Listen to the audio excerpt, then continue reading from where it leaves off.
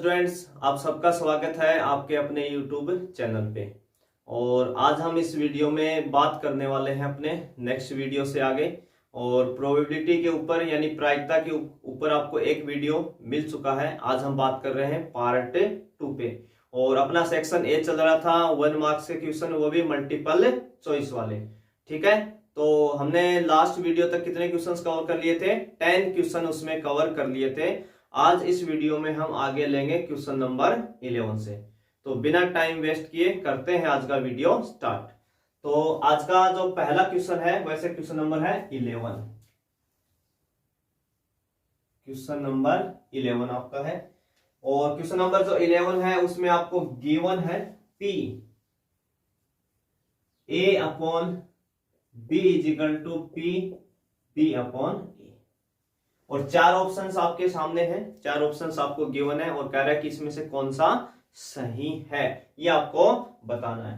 तो आप देखेंगे हमने काफी क्वेश्चंस इसके ऊपर इधर उधर करके लिए हैं प्रोबेबिलिटी कंडीशन के ऊपर, है ना, कंडीशनल प्रोबेबिलिटी सह प्रतिबंध प्रायिकता के ऊपर हमने लास्ट वीडियो में भी काफी क्वेश्चंस लिए थे। इसमें भी कुछ क्वेश्चंस और हैं अपने पास अभी।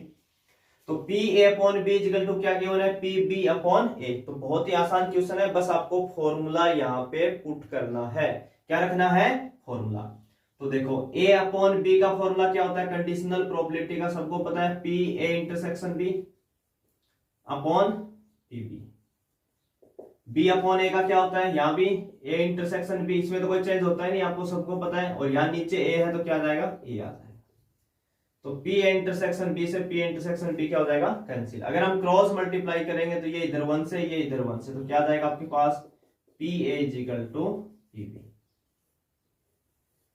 P A is equal to क्या आ जाएगा? P B आ जाएगा।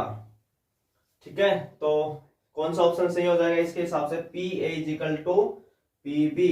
D ऑप्शन क्या हो जाएगा आपका? सही हो जाएगा।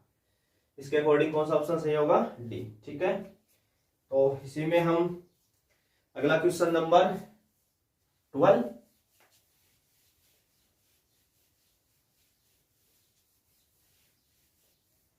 और जो क्वेश्चन नंबर 12 आपका है उसमें आपको कह रहा है यदि पासों का एक जोड़ा उछाला जाता है, यानी pair of dice is throw. ठीक है ना, पेयर ऑफ डाइस, पासों का जोड़ा, जोड़े का मतलब पेयर का मतलब क्या होता है? 2 डाइस की बात कर रहा है। तो आपको प्रत्येक पासे पे सम अभाज्य संख्या प्राप्त करने की प्रायिकता ज्ञात कीजिए। The probability of obtaining an even prime number on each die when a pair of dice is rolled. ठीक है, अगर आप कोई भी पेयर डाइस का थ्रो कर रहे हैं तो उस पे जो नंबर आएंगे वो कैसा होना चाहिए? इवन प्राइम नंबर होना चाहिए। तो देखिए इस क्वेश्चन को हम पूरा डिटेल में लिख के नहीं करेंगे, मल्टीपल चॉइस का क्वेश्चन है और बहुत इजी क्वेश्चन है, आप तुरंत इस चीज का आइडिया कर सकते हैं। हमें ये पता है कि अगर हम पेयर ऑफ डाइस यानी पासों के जोड़े को अगर थ्रो करते हैं या रोल करते हैं या उछालते हैं तो हमें टोटल जो हमारा जो सैंपल स्पेस होता है, मींस प्रतिदश समष्टि सैंपल स्पेस, उसमें कितने रिजल्ट आएंगे? टोटल 36 आएंगे। और हमें जिस चीज की प्रोबेबिलिटी पूछना चाह रहा है उसको हम कोई नाम दे देंगे, इवेंट A B E जो भी नाम देना चाहिए। और वो नंबर हम मान लो हम उसको हमने क्या नाम दे दिया? Event A। और वो कैसा होना चाहिए? जो रिजल्ट आएंगे 36, तो हमें प्रोबेबिलिटी किस बात की पूछ रहा है कि जो भी हमें नंबर मिले वो कैसा होना चाहिए? इवन प्राइम नंबर होना चाहिए। सम अभाज्य संख्या, इवन भी हो और प्राइम भी हो, सम भी हो अभाज्य भी हो। तो ऐसा केवल हमारे पास एक ही रिजल्ट होता है। जो हमारे पास 36 रिजल्ट होते हैं, सबको पता है 36 रिजल्ट कौन से होते हैं? 1 1 1 2 1 3 1 4 1 5 1 6 2 1 2 2 2 3 2 4 2 5 6, ऐसे 3 1 से लेके 3 6 तक, 4 1 से लेके 4 5 1 से लेके 5 6 तक और 6 1 से लेके 6 6 तक। तो उसमें से ये 2 2 वाला केवल एक सिंगल ऐसा रिजल्ट होता है जो इवन और प्राइम दोनों कंडीशंस को फॉलो करता है। क्योंकि हमें इस बात का भी पता है कि 2 ही एक ऐसा, जितने भी प्राइम नंबर होते हैं, जितने भी दुनिया में प्राइम नंबर होते हैं, उनमें केवल 2 ही इवन होता है, बाकी सारे ओड होते हैं। तो ऐसा रिजल्ट क्या है आपका मिला? 2 2। एक रिजल्ट मिला तो यहाँ एन ए का मान कितना आएगा? 1। यानी इवेंट ए के अंदर कितने रिजल्ट आए, एक ही रिजल्ट आया, तो इसकी प्रोबेबिलिटी क्या हो जाएगी, पी है। सबको पता है formula n A upon n S, favourable case upon total outcomes. तो फेवरेबल केस यानी एन ए कितने हैं 1 और टोटल आउटकम्स कितने थे 36 यानी कुल परिणाम। तो प्रोबेबिलिटी क्या हो जाएगी 1 अपॉन 36। ठीक है, तो कौन सा ऑप्शन सही हो जाएगा इसका, डी ऑप्शन हो जाएगा सही। अगर आपने थोड़ा बहुत इसको पढ़ा है तो वैसे ही याद रह जाएगा आपको, कोई बड़ी बात नहीं है इस क्वेश्चन की, बिल्कुल इजी ही क्वेश्चन था आपका। 13 हमने 12 तक कवर कर लिए। अगला क्वेश्चन नंबर 13 देखो। 13 में फिर स्टेटमेंट सही आ गया। दो घटनाओं ए और बी को परस्पर स्वतंत्र कहते हैं। Two event A and B will be independent if, यानी दो घटनाएं हैं, उन दो घटनाओं को हम कब इंडिपेंडेंट इवेंट बोलें, ये बात हमसे इसमें पूछी जा रही है। अगर दो घटनाएं ए और बी स्वतंत्र कहते हैं यदि इन चारों में से कौन सा स्टेटमेंट सही है, ये हमें बताना है। इन चारों में से कौन सा स्टेटमेंट सही है। तो देखिए ऑप्शंस जो बी है मैं उस पर बात करना चाहूंगा, P A dash B dash. ठीक है, अगर कभी भी दो इवेंट ऐसे आपके पास बिना बीच में कोई साइन या कोई नोटेशन लिखी हुई है तो उसका मीनिंग जो होता है वो होता है P A dash intersection B dash, है ना। ये आप समझेंगे, उनके बीच में क्या है, इंटरसेक्शन है। ये आपको ध्यान रखना है पहली बात। दूसरा, ए और बी अगर हम मान लें एक बार के लिए, अगर ए और बी कैसे इवेंट हो जाए, इंडिपेंडेंट इवेंट हो जाए, तो अगर ए और बी इंडिपेंडेंट इवेंट है तो लास्ट वीडियो में मैंने बताया था कि ए और बी डैश भी इंडिपेंडेंट होंगे, ए डैश और बी भी इंडिपेंडेंट होंगे, और ए डैश बी क्या होंगे, इंडिपेंडेंट होंगे। तो यहाँ पे ए डैश और बी डैश भी क्या हो जाएंगे, इंडिपेंडेंट। अगर ये इंडिपेंडेंट होंगी तो हम इसको क्या लिख सकते हैं, P A dash into P B dash. और पी ए डैश कैसे निकालते हैं, 1 माइनस पी ए, और पी बी डैश कैसे निकालेंगे, 1 माइनस पी बी। तो कौन सा ऑप्शन आपका सही होगा, बी ऑप्शन क्या होगा सही। अगर ए और बी इंडिपेंडेंट इवेंट है तो हम इनको ऐसा लिख सकते हैं। बाकी जितने भी ऑप्शंस हैं, जैसे सी ऑप्शंस क्या है, पी ए बराबर पीबी, पी ए बराबर पीबी होना कोई इंडिपेंडेंट इवेंट की डिफाइन ही नहीं है कोई ऐसा कुछ। पी ए प्लस पीबी 1 होना, इससे भी कोई इंडिपेंडेंट इवेंट नहीं होता। A and B are mutually exclusive, मैं पहले बता चुका हूं, म्यूचुअली एक्सक्लूसिव इवेंट का मतलब है ऐसी दो इवेंट जिसमें कुछ भी कॉमन ना हो। तो यहाँ पे कौन सा ऑप्शन सही होगा, बी। अगर ए और बी इंडिपेंडेंट इवेंट है तो आप इससे ये लिख सकते हैं ये बात, और ये इसके बराबर है। इसका मतलब क्या है, इवेंट ए और बी क्या है, इंडिपेंडेंट इवेंट है ना, दोनों साइड से। अगला क्वेश्चन नंबर 14। क्वेश्चन नंबर आपका 14 है और अच्छा क्वेश्चन है। अभी 4 ऑप्शंस हैं और कंडीशंस एक ही गिवन है। आपको क्या गिवन है, ए सबसेट बी। इसमें भी मैं आपको पहले प्रूफ दिखा देता हूं कि कौन सा ऑप्शन सही है, उसके बाद में आप इस स्टेटमेंट को सीधा ही याद रखें तो ज्यादा बेटर है। एग्जाम टाइम में आपका टाइम भी बचेगा और एक तरीके से ये फॉर्मूला कंडीशंस भी आपकी है।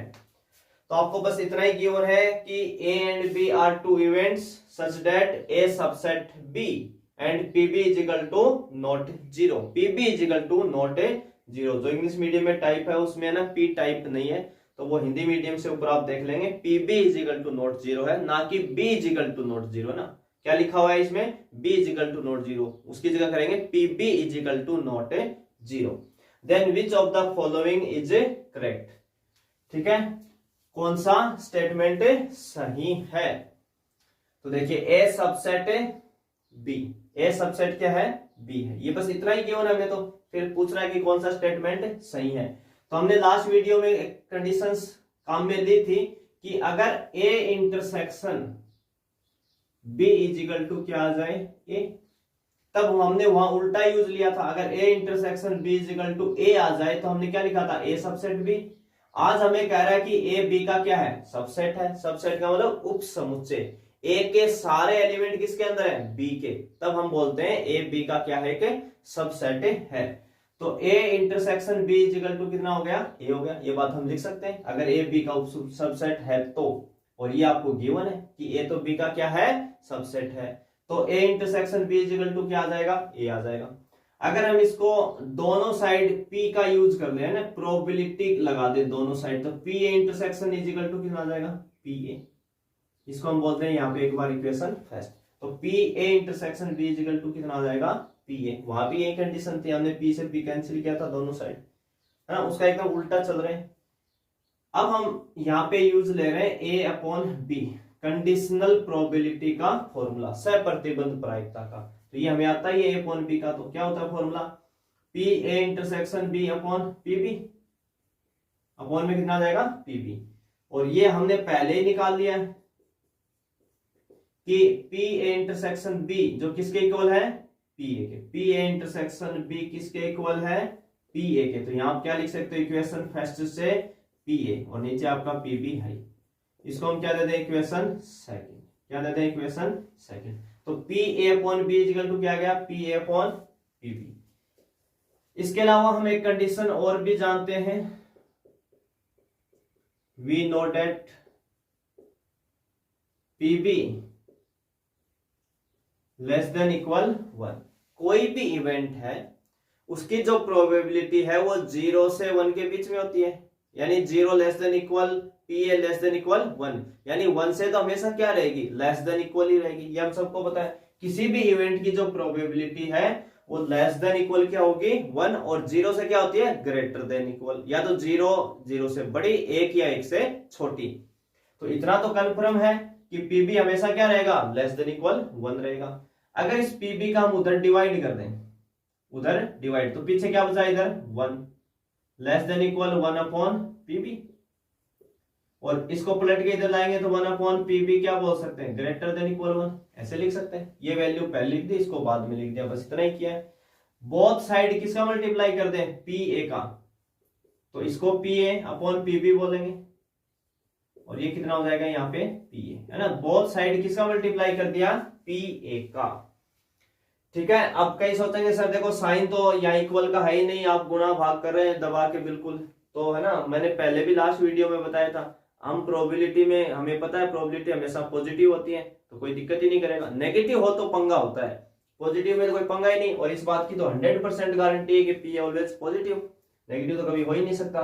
ठीक है ना। तो आप यहाँ पे इस साइन की टेंशन बिल्कुल भी ना लें प्रोबेबिलिटी के अंदर यहाँ पे। ठीक है। अब देखिए इक्वेशन सेकंड से PA अपॉन PB किसके इक्वल है, PA अपॉन B के। तो यहां क्या लिखेंगे, PA अपॉन B की जगह PA अपॉन B, और ग्रेटर देन इक्वल PA। तो इसके हिसाब से कौन सा ऑप्शन आपका सही हो रहा है, C। तो आप ये स्टेटमेंट, हमने इस के ऊपर एक सेम क्वेश्चन किया था, बस उसमें यहां क्या नहीं था, इक्वल का साइन नहीं था। आपको ध्यान हो तो लास्ट वीडियो में P upon B greater than equal PA और B upon A greater than PB। तो आपको ये स्टेटमेंट याद रखना है, इस पे काफी क्वेश्चंस हैं इधर उधर से। ठीक है ना। यानी इसी को हम ऐसे भी तो लिख सकते हैं ना, PB upon A greater than equal PB, ये स्टेटमेंट भी इसी का ही है ना। तो इनको हम डायरेक्ट याद रखें कि ऊपर जो होता है ना, ऊपर A है तो PA से बड़ा होगा, ऊपर B है तो PB से बड़ा होगा, चाहे इक्वल आए या ना आए। जब क्वेश्चन में इक्वल होता है तो हम इक्वल साथ में ले लेते हैं, नहीं होता तो नहीं लेते। ठीक है। तो दोनों ही केसेस में PA upon B greater than होगा PA से, और PB upon A greater than equal होगा PB से। तो ये स्टेटमेंट आप जितना डायरेक्ट याद रखेंगे उतना ही ज्यादा अच्छा है आपके लिए। तो ये था अपना क्वेश्चन नंबर 14। ठीक है। अब बात करते हैं 15 के ऊपर। आपको कह रहा है कि एक पासा जिसके 3 फलक, फलक का मतलब हम सबको पता है पासा जो होता है डाइस, उसके 6 फेस होते हैं, 6 फलक होते हैं। ठीक है ना। तो उस पे कह रहा है कि जो 3 फलक हैं, जो 3 फेस हैं, उसके ऊपर क्या लिखा गया है, 1 1 1। यानी आपको डाइस जो होती है ना, डाइस, उसके ऊपर 3 जगह 1 1, ऊपर इस साइड किधर भी लिखे होंगे ऊपर 3 फेसेस पे क्या लिखा हुआ है, 1। अदर जो 2 है उस पे 2 जगह 2 2 लिखा गया है, और एक फेस पे 5 लिखा गया है, को उछालने पे प्राप्त संख्याओं का माध्य पूछ रहा है। यानी द मीन, माध्य का मतलब mean, the mean of the number obtaining on throwing a die having written 1 on the 3 faces. 1 कितने लिखे फेसेस पे लिखा गया? 3 फेसेस पे, और 2 ऑन 2 फेस और 5 ऑन 1 फेस। यानी टोटल 6 फेस होते हैं। हमारी जो डाइस होती है उसके कितने फेस होते हैं, कितने फलक होते हैं? 6, जिसपे 3 जगह 1 1 लिखा हुआ है, 2 जगह 2 2 लिखा गया और 1 जगह 5। तो हमें क्या बताना है? मीन। अब सबसे बड़ी बात, मीन बताने के लिए पहले क्या आना चाहिए? प्रोबेबिलिटी डिस्ट्रीब्यूशन, प्रायिकता बंटन आना चाहिए। और हम सबको पता है कि अगर हम एक डाइस को थ्रो करते हैं तो उसके टोटल रिजल्ट, टोटल आउटकम्स कितने होते हैं? 6 ही होते हैं। तो यहाँ पे हम ना डिटेल में ना लिख के बिल्कुल शॉर्ट में लिखेंगे, क्योंकि अपना मल्टीपल चॉइस का ही क्वेश्चन है और मीन पूछा है, तो हम सीधा प्रोबेबिलिटी डिस्ट्रीब्यूशन बनाएंगे। बस क्या बनाएंगे? Probability distribution. आगे और डिटेल में हम बात करेंगे जब इन पे क्वेश्चंस करेंगे, अभी हम शॉर्ट में ही काम चला रहे हैं एक बार। तो प्रोबेबिलिटी डिस्ट्रीब्यूशन जब हम बनाते हैं, तो जब हमने लास्ट वीडियो में क्वेश्चन नंबर 6 लिया था, जिसमें कुछ मिस प्रिंटिंग की वजह से मैंने कहा था कि उसमें आपको 2 स्टेटमेंट यानी 2 पॉइंट ये याद रखने, वो दोनों भी मैं आपको यहाँ दिखा दूंगा कि हमने वो बिल्कुल सही बात की थी वहां उस पॉइंट के ऊपर। तो उसमें दोनों स्टेटमेंट में थोड़ा सा लिखने में गड़बड़ था, इसलिए मैंने उसको थोड़ा चेंज कर दिया था वहां पे कि आप बस वो 2 पॉइंट याद रखने, वो दोनों हम यहाँ चेक करेंगे। अब देखिए x क्या होता है यहाँ पे, ये जो कैपिटल X हम लिखते हैं इसको बोलते हैं रैंडम वेरिएबल, यादृच्छिक चर।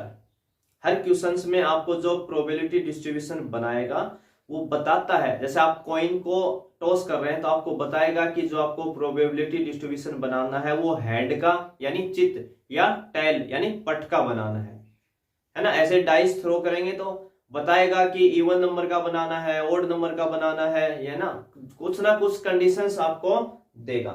तो यहाँ पे हमें क्या पूछ रहा है? हमें तो सीधा सीधा क्या पूछ रहा है? मीन, और कह रहा है डाइस को थ्रो करना है एक बार। तो हमें ये पता है कि डाइस के ऊपर क्या क्या लिखा गया है। डाइस के ऊपर 3 फेसेस पे तो 1, 2 फेसेस पे 2 और एक 1 फेस पे 5।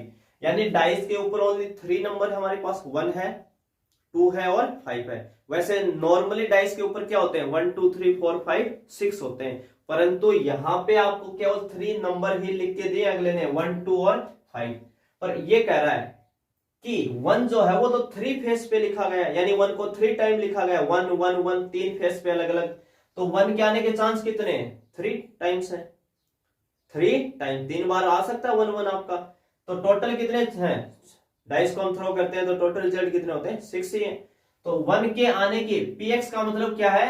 इस x की प्रोबेबिलिटी, यहाँ पे जो भी x के जो पॉसिबल वैल्यूज हैं, x की जो भी ये पॉसिबल वैल्यूज हैं उनकी क्या निकालते हैं यहाँ पे? प्रोबेबिलिटी, संगत प्रायिकता, करस्पॉन्डिंग प्रोबेबिलिटी। तो 1 कितने फेसेस पे लिखा गया? 3 फेसेस पे। तो क्या लिखेंगे आप? प्रोबेबिलिटी 3/6। 3/6 का मतलब कितना होता है? 1/2। ठीक है ना। ये एक बार चलो 3/6 लिख लेते हैं, कोई दिक्कत नहीं। और 2 कितने फेसेस पे लिखा गया? 2 पे, 2 जगह 2 2 लिखा गया है, तो कितना आ जाएगा? 2/6। और ये कहां लिखा गया है? 5 केवल 1 पे, तो कितना आ जाएगा? 1/6। अब देखिए मैंने क्या कहा था वहां पे क्वेश्चन नंबर 6 में कि जो हम ये px के सामने, ये जो px के सामने जो ये वैल्यू लिखते हैं, जो प्रोबेबिलिटी डिस्ट्रीब्यूशन बनाते समय ये जो वैल्यू लिखते हैं, इन सभी का जो सम है, इन सभी का जो सम है वो कितना आएगा? 1 आएगा। तो 3 + 2 5 + 1 6, 6/6 कितना हो जाएगा? 1। यानी आप इनको जब ऐड करोगे, एलसीएम लोगे, तो हमेशा क्या आएगा? ये 1 आएगा। तो सिग्मा पी आई की वैल्यू कितनी आएगी? 1। सही थी बात अपनी। दूसरा क्या कहता कि पी आई क्या होगा? ग्रेटर देन 0 होगा। पी आई क्या होगा? Greater than 0। तो ये जो है ना, यही पी आई होता है भाई आपका, इसी को हम क्या बोलते हैं शॉर्ट में? P I. पी एक्स को क्या लिखा जाता है? पी आई। तो ये देखो 3/6 0 से बड़ा है, 2/6 0 से बड़ा है, और 1/6 भी क्या है? 0 से बड़ा है। तो दोनों कंडीशन क्या कर रहा है? फॉलो। और कभी भी आप प्रोबेबिलिटी डिस्ट्रीब्यूशंस का क्वेश्चंस करें तो हमेशा ये चेक करें कि px के सामने जो ये वैल्यू लिखी गई है इन सभी का सम 1 है या नहीं है। अगर गलती से कभी सम 1 नहीं आया तो मान लेना आपने गलत कर दिया क्वेश्चन। आगे हम काफी क्वेश्चन करेंगे इसके ऊपर, ये तो अभी एक शॉर्ट में ले रहे हैं बस। अब यहां हमें पूछा है मीन, मीन यानी माध्य, जिसका फॉर्मूला होता है summation P I X I. क्या होता है? P I X I. P I X I का मतलब क्या है ये भी समझिए। पी एक्स को बोलते हैं पी आई, और ये जो एक्स है इसी को हम शॉर्ट में लिखते हैं एक्स आई। तो पी आई एक्स आई का मतलब क्या है? पी आई को एक्स आई से मल्टीप्लाई करना। पी आई एक्स आई का मतलब क्या है? दोनों गुणा में, मल्टीप्लाई में। और समेशन का मतलब क्या होता है? ऐड करना। तो जब भी आपको मीन निकालना हो तो बस क्या करना है, ये जो आपकी टेबल है इसमें इन मानों को आपस में, यानी ये इससे गुणा कर दो, इसको इससे गुणा कर दो, इसको इससे गुणा कर दो, और क्या कर दो, इनको ऐड। तो ये 1 जो है ये किससे मल्टीप्लाई होगा? 3/6 से। समेशन का मतलब क्या होता है? प्लस। ये 2 किससे मल्टीप्लाई होगा? 2/6 से। प्लस ये 5 किससे मल्टीप्लाई होगा? 1/6 से। तो कितना हो जाएगा टोटल? ये 3/6। 2 को 2 से करेंगे तो कितना हो जाएगा? 4/6। और 5 को 1 से करेंगे तो 5/6। एलसीएम आ जाएगा हमारा 6। तो 5 + 4 9 और 3 12। तो 12/6 यानी कितना आ जाएगा? ये 2 आ जाएगा। क्या आ जाएगा आपका? 2। तो कौन सा ऑप्शन सही हो जाएगा इस केस में? आपका ऑप्शन बी। क्वेश्चन नंबर है अपना 15। तो 15 में ऑप्शन कौन सा सही होगा? बी। ठीक है, कौन सा ऑप्शन बी होगा? बी। 1 2 5 3 2 1। ठीक है, तो मैंने मीन बता दिया आपको, बाकी हम आगे और क्वेश्चंस में करेंगे मीन वगैरह सब डिटेल में। अभी अपना ये मल्टीपल चॉइस में था, तो मल्टीपल चॉइस में आप सीधा प्रोबेबिलिटी क्वेश्चंस बनाए, और कोई क्वेश्चन पूछ भी लेगा तो ऐसा ही सिंपल सा पूछेगा जो आपकी बुक में ये क्वेश्चन गिवन है। इसी में एक अगला क्वेश्चन है, क्वेश्चन नंबर 16। क्वेश्चन है आपका 16। ठीक है, सब बुक के क्वेश्चन है। और क्या कह रहा है इस क्वेश्चन में? एक बॉक्स में 100 बल्ब है। कितने बल्ब हैं? बल्ब्स कितने हैं भाई हमारे पास? 100। टोटल जो बल्ब है वो कितने हैं? 100 है। और इसमें कह रहा है कि डिफेक्टिव यानी त्रुटि युक्त, डिफेक्टिव कितने हैं? डिफेक्टिव, डिफेक्टिव जो बल्ब है वो कितने हैं? 10 है। टोटल 100 है, जिसमें से डिफेक्टिव यानी जो खराब होते हैं, जो त्रुटि होते हैं, जो ठीक नहीं होते, वो कितने हैं? 10 है। बल्ब के नमूने में से किसी भी बल्ब के त्रुटियुक्त न होने की प्रायिकता क्या है? इन a box containing 100 bulbs, 10 are defective. The probability that out of a sample of 5 bulbs none is defective. यानी 5 बल्बों का, 5 बल्ब का एक, उससे 5 बल्ब्स निकाले जाते हैं किसमें से? टोटल 100 में से। किसमें से? सैंपल। कितने का सैंपल निकालते हैं हम? 5 बल्बों का। ठीक है, तो हमें कह रहा है कि जब हम वो 5 बल्ब्स निकालेंगे तो उसमें कोई भी डिफेक्टिव नहीं होना चाहिए, एक भी बल्ब क्या नहीं होना चाहिए? डिफेक्टिव। तो ये क्वेश्चन कौन सी एक्सरसाइज का? हमारा 13.5। ठीक है ना, कौन सी एक्सरसाइज का है? 13.5 की एक्सरसाइज का ये क्वेश्चन है। तो थोड़ा बहुत आप जब क्वेश्चंस की प्रैक्टिस करेंगे तो उससे ही आपको ये आइडिया आएगा, कॉन्फिडेंस आएगा धीरे धीरे कि कौन सी एक्सरसाइज का क्वेश्चंस है। अब ये सारी जो चीजें हैं इस पे मैं थोड़ा सा डिस्कशंस करूंगा जब हमारे थोड़े बड़े क्वेश्चंस आएंगे, कि हमें थोड़ा क्वेश्चंस देख के कैसे आइडिया हो कि ये बेस थ्योरम का है, ये प्रोबेबिलिटी डिस्ट्रीब्यूशन वाला है, टेबल वाला, और ये हमारा कौन सा है? बाइनोमियल डिस्ट्रीब्यूशन, द्विपद बंटन का है। ठीक है ना, तो कौन सी एक्सरसाइज का है? तो ये सारा डिस्कशन हम करेंगे जब थोड़ा और अच्छा क्वेश्चन स्टैंडर्ड का आएगा। तो अभी हम इस पे कौन सा मेथड अप्लाई करेंगे? बाइनोमियल डिस्ट्रीब्यूशन, द्विपद बंटन का। 13.5 एक्सरसाइज की बात हो रही है, और आपको पता है पूरी एक्सरसाइज एक ही फॉर्मूले के ऊपर है। तो अभी हमें क्या ध्यान रखना है, और जो हमारे 13.5 एक्सरसाइज है, जो हमारा बाइनोमियल डिस्ट्रीब्यूशन का फॉर्मूला है द्विपद बंटन का, है ना, वो फॉर्मूला मैं पहले लिख देता हूं। वो था x = r n c r P की पावर x और Q की सॉरी x की बजाय क्या है यहाँ पे r, x भी ले सकते हैं r की जगह x और x की जगह r, कोई दिक्कत नहीं है। P की पावर r और Q की पावर n माइनस r, ये हमारा क्या होता है फॉर्मूला किसका, बाइनोमियल डिस्ट्रीब्यूशन का। और यहाँ पे क्या होता है P plus q is equal to क्या होता है 1, P plus q is equal to क्या होता है 1। P किसको डिनोट करता है, सफलता की प्रायिकता, प्रोबेबिलिटी ऑफ सक्सेस। Q किसको डिनोट करता है, असफलता की प्रायिकता, प्रोबेबिलिटी ऑफ अनसक्सेस। ठीक है, दो ही चीजें होती हैं, सफलता और असफलता।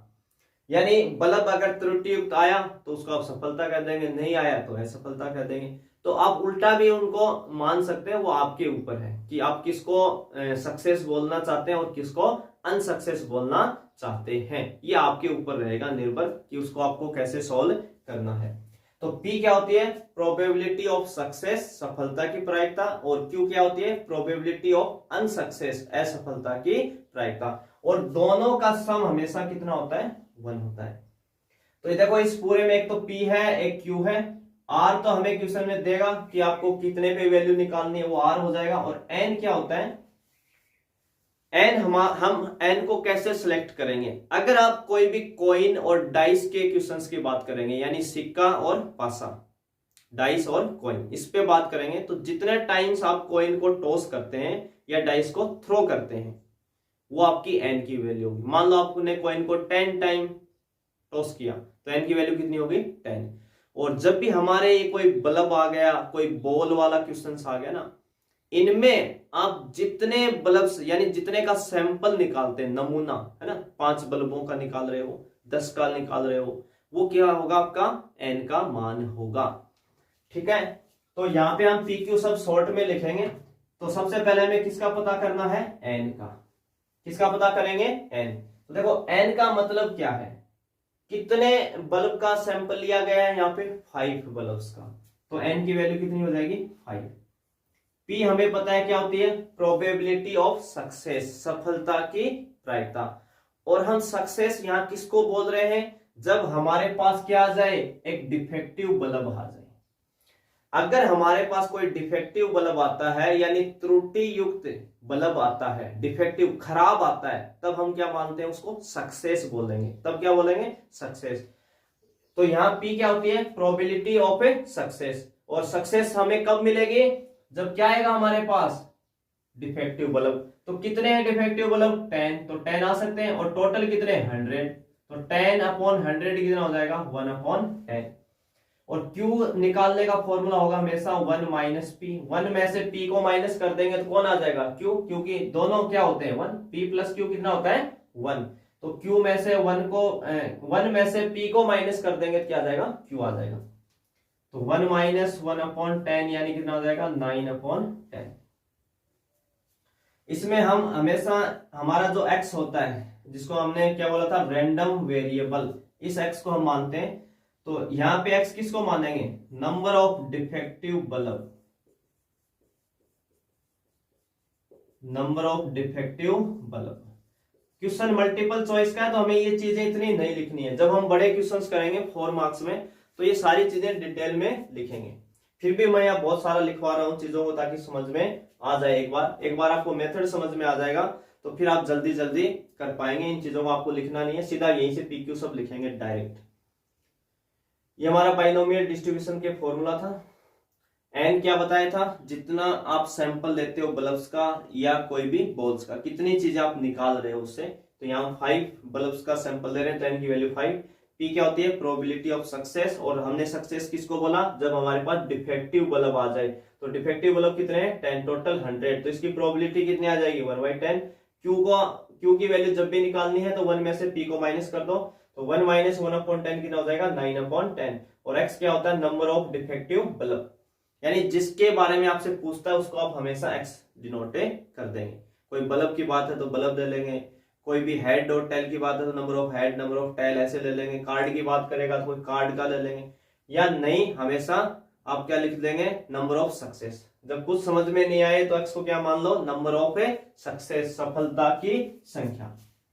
अब क्वेश्चंस में क्या पूछना चाह रहा हमसे, क्वेश्चन में कह रहा है कि जो आप 5 बल्ब का जो सैंपल लेंगे उसमें नन इज डिफेक्टिव, कोई डिफेक्टिव नहीं होना चाहिए, एक भी डिफेक्टिव नहीं होना चाहिए। तो देखो क्या क्या वैल्यू पूछना चाह रहा है। अपना ये फॉर्मूला यूज लेंगे, तो पहले आप लिखेंगे P ब्रैकेट में X, और ये जो X है ये हमने किसको डिनोट किया, number of defective bulb, number of defective bulb यानी खराब बल्बों की संख्या। और क्वेश्चन वाला क्या कह रहा है, मुझे कोई खराब नहीं चाहिए, एक भी खराब नहीं चाहिए, तो x बराबर क्या लेंगे 0, यानी ये जो r था स्मॉल r इसकी वैल्यू क्या होगी 0, क्योंकि अगला कह रहा है कि मुझे एक भी खराब नहीं चाहिए, और x किसको बताता है नंबर ऑफ डिफेक्टिव बल्ब। जब कोई खराब नहीं है तो x का मान कितना रखना पड़ेगा आपको 0, क्योंकि एक भी खराब नहीं है। अब इधर ये फॉर्मूला अप्लाई करेंगे, तो यहाँ n लिखा हुआ है और n कितना है यहाँ 5, तो आप लिखेंगे 5C 0, क्योंकि r की वैल्यू कितनी आ गई यहाँ पे, देखो यहाँ r है और यहाँ r है, तो ये यहाँ पे कितना है आपके पास मान 0, तो यहाँ भी कितना आएगा 0। फिर क्या लिखा हुआ है p, तो p कितना आया था 1/10, और देखो यहाँ r है तो यहाँ भी क्या लिखा हुआ है r, तो यहाँ 0 है तो यहाँ भी पावर कितनी आएगी 0। फिर q कितना आपके पास 9/10, 9/10, और 9/10 q की वैल्यू और q की पावर में कितना है n माइनस r, तो n कितना है 5 और r की वैल्यू कितनी है 0, तो 5C0 कितना होता है 1, ठीक है 5C0 की वैल्यू होती है 1। कल को 10C0 आ गया तब भी 1, कहने का मतलब जब तक यहाँ 0 होगा, यहाँ क्या होगा 0, तब तक आपकी वैल्यू कितनी देता रहेगा ये 1, चाहे यहाँ 5 आ जाए, 10 आ जाए, 100 आ जाए, 1000 आए, कुछ भी आए।